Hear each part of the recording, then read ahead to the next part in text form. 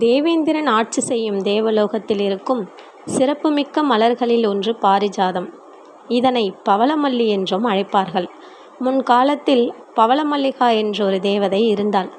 அவளுக்கு சூரியன் மீது காதல். சூரியனுக்காக எதையும் செய்யவும் தயாராக இருந்தாள். ஒரு கட்டத்தில் தன்னுடைய காதலை சூரியனிடம் வெளிப்படுத்தினாள். ஆனால் அதை சூரியன் ஏற்கவில்லை. இதனால் வருந்திய பவளமல்லிகா சூரியனுடன் கடும் கோபம் கொண்டு, என் உண்மையான காதலை தூக்கி எறிந்த உன் முகத்தில் இனி விழிக்க மாட்டேன் என்று கூறியபடி பாரிஜாத மலராக உருமாறிவிட்டதாக ஒரு புராணக் கதைகளில் சொல்லப்படுகிறது. இதன் காரணமாகத்தான் பாரிஜாதம் இரவில் நில ஒளியில் பூத்து நறுமணம் பரப்புகிறது. சூரியன் உதிக்கும் முன்பே தன்னுடைய பூக்களை உதிர்த்து விடுகிறதாம். இந்த மரத்திலிருந்து கிடைத்த ஒரு மலரை நாரதர் எடுத்துக்கொண்டு கிருஷ்ணரை பார்ப்பதற்காக துவாரகைக்கு வந்தார். அங்கு ஆட்சி பீடத்தில் அமர்ந்திருந்த கிருஷ்ணரிடம் தான் கொண்டு வந்த பாரிஜாத மலரை கொடுத்தார் நாரதர்.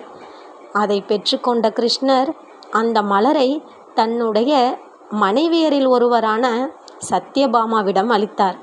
இதை கண்ட நாரதர் உடனடியாக அரண்மனையின் மற்றொரு பாகத்தில் இருந்த ருக்மணியிடம் சென்று சத்யபாமாவிற்கு தேவலோக மலரான பாரிஜாதத்தை கிருஷ்ணர் கொடுத்த விவரத்தை சொன்னார்.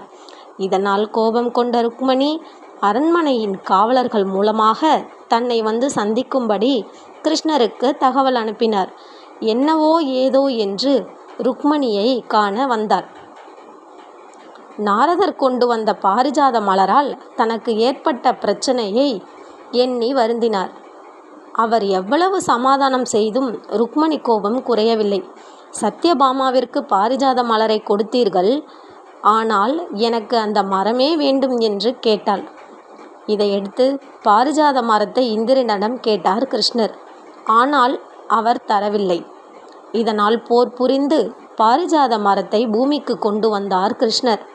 பின்னர் அந்த மரத்தை ருக்மணியின் இல்லத்தில் நட்டு வைத்தாள். ஆனால் அந்த மரத்தில் பூத்த பூக்கள் அனைத்தும் அருகில் இருந்த சத்யபாமாவின் வீட்டுக்குள் தான் உதிர்ந்து விழுந்தன. ஏனெனில் ருக்மணி கிருஷ்ணரிடம் கேட்டது பாரிஜாத மரத்தை தான். அதை அவருக்கு கொடுத்து விட்டார் கிருஷ்ணர். ஆனால் அதிலிருந்த ஒரு பூக்கள் கூட ருக்மணிக்கு கிடைக்கவில்லை. அனைத்தும் சத்யபாமாவிற்கே கிடைத்தது. இதுவே பாரிஜாத பூவின் அருமையான கதைகளில் ஒன்றாகும்.